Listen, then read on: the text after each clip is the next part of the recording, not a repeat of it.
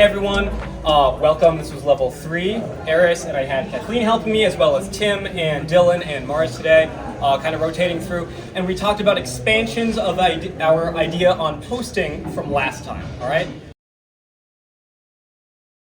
So first we just talked about the idea of floating anchors and how as leaders we don't just want to meander toward our follower for 3 extra steps at the end of every pattern. We do want to have our hands stop and our body stop at some point, give our follower something to stretch away from. If I do float my anchor and move it in this direction, I am going to potentially add some compression so my follower knows what's happening, all right? Just like so. And next we talked about how I perceive posting as it's normally being taught. The idea that we're stopping our follower on count 4, or there's a certain type of connection that kind of hits abruptly.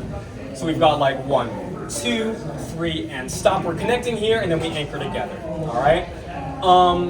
First, I just caution followers that if your leader squeezes your hand or if there's like tension in the arm, you don't need to mirror this.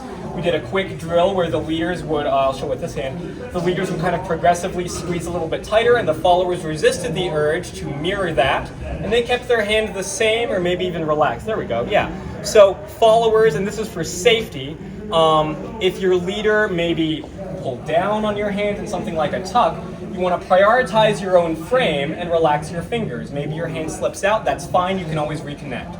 So just the idea that followers don't need to mirror the leader's connection of what they feel all the time everywhere, all right? Even if it is that abrupt kind of stop.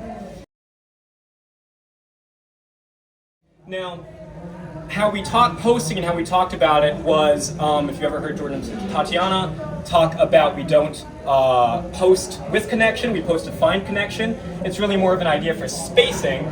The drill we did to go over this was standing kind of close to each other, so we have our elbows at 90 degrees, leaders on your left foot, followers on your right foot. We don't really have any connection here yet, the hands are just in place.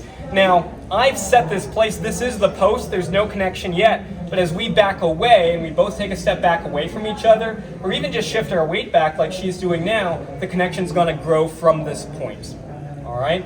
So in all my basics, this is gonna happen on count 4. Again, if I stopped right here, there's no connection yet. Probably at the end of count 4, I'd start feeling stretch from my follower as we get behind it, all right? And as a follower, the idea is as the hand stops moving, I am trying to connect behind this point.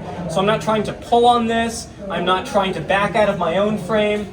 My leader's probably gonna feel me in a very basic, like 6-beat move, connect at the end of count 4 as I'm moving away from this hand that is now stationary in place. But again, beginning of count 4, very, very light. It's the end of count 4, growing into 5 and 6. And again, this is just our vanilla basic stretch, yeah? Now, how leaders did this was taking, as a baseline, 1 step toward our follower so that we had room to back away.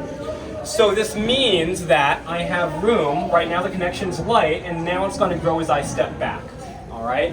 If I were to take a step back as a default, that would mean that neither of us really has anywhere to go. We can use this as a tool, but as a baseline, we are just taking that 1 step toward our follower. Here's the post, here's the connection growing, and we hang out here, all right?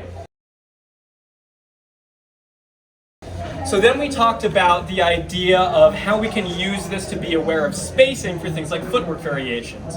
The basic one we used was just crossing in front for 5 and 6. So as a leader, if this was my count 4, I would step in front for 5, replace, out for 6, and then together before stepping on 1. So the timing of this from count 4 is 5 and 6 and 1.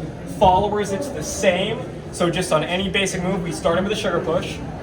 So here's count 4, 5 and 6 together, 1, all right?